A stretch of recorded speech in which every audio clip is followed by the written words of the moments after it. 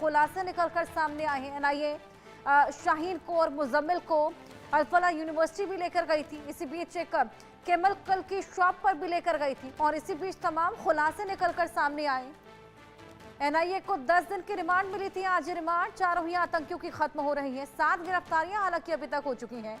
इन चारों से लगातार पूछताछ एनआईए ने की, जिसके बाद तमाम चीजें निकलकर सामने आई। शाहीन, मुजम्मिल, आदिल और इरफान, जिनकी रिमांड आज खत्म हो रही है। चारों ही आतंकियों की रिमांड आज खत्म हो जाएगी और उसके बाद आज पटियाला हाउस कोर्ट में पेशी होने वाली है।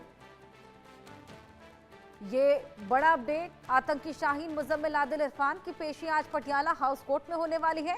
एनआईए इन्हें पेश करेगी। एनआईए को आपको बताएं कि 10 दिन की रिमांड दी गई थी कोर्ट द्वारा। आज चारों आतंकियों की रिमांड खत्म हो रही है। इसी बीच हमने देखा कि एनआईए शाहीन को, मुजम्मिल को केमिकल शॉप लेकर गई थी, जहां से अमोनियम नाइट्रेट खरीदने की बात निकलकर सामने आई। अल-फलाह यूनिवर्सिटी जो कि आतंक का अड्डा रहा, वो किस तरीके से जुड़ा था, क्या क्या कनेक्शन था, ये तमाम चीजें भी इसमें निकलकर सामने आई हैं। पूछताछ में कई ऐसे अहम खुलासे हुए हैं, चाहे वो उमर से जुड़े हों या फिर उस आतंकी साजिश से जुड़े हों जो कि ये पूरा टेरर मॉड्यूल चलाने वाला था। जावेद हमारे सहयोगी हमारे साथ जुड़े हैं और जानकारी लेंगे। जावेद, चारों आतंकियों की आज रिमांड खत्म हो जाएगी। 10 दिन की रिमांड मिली थी, तमाम खुलासे निकलकर सामने आए हैं, लेकिन क्या और रिमांड की डिमांड आज कोर्ट में देखने को मिलेगी?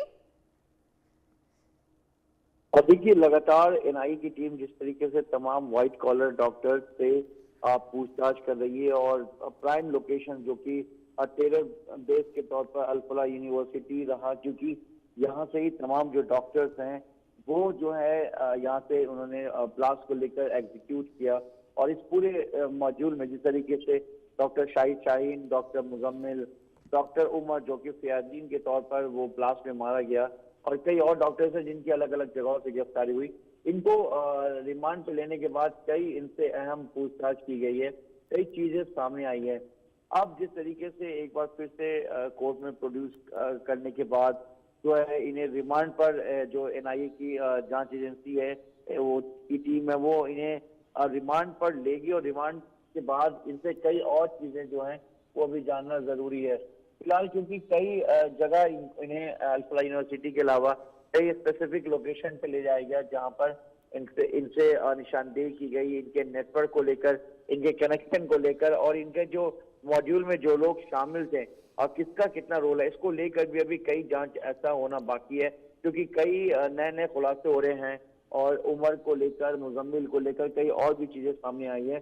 तो फिलहाल जिस तरीके से पूरा इन्वेस्टिगेशन चल रहा था और इन्वेस्टिगेशन चलने के बाद जिस तरह से चीजें सामने आई है, उसको लेकर ये माना जा रहा है कि इनकी जो आगे जो रिमांड होगी वो एनआईए के लिए बेहद खास होगी। जी बिल्कुल, अब रिमांड बढ़ भी सकती है। हालांकि आज पटियाला हाउस कोर्ट में ये पेशी, कितने बजे पेशी, क्या कुछ होगा जावेद?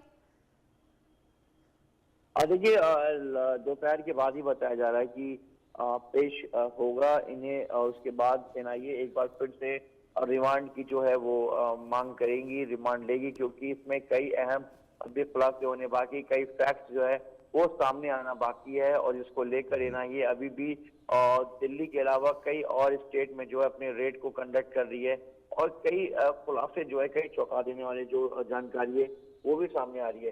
तो फिलहाल अभी ये लोग एनआईए के लिए, जांच एजेंसी के लिए बेहद अहम खास है और इनसे अभी और भी पूछताछ और कई कड़ी जो है वो जुड़ना बाकी है, जिसको लेकर जो माना जा रहा है कि एनआईए की जो जांच टीम है इन लोगों के लिए एक बार फिर से जो है वो रिमांड मांगेगी।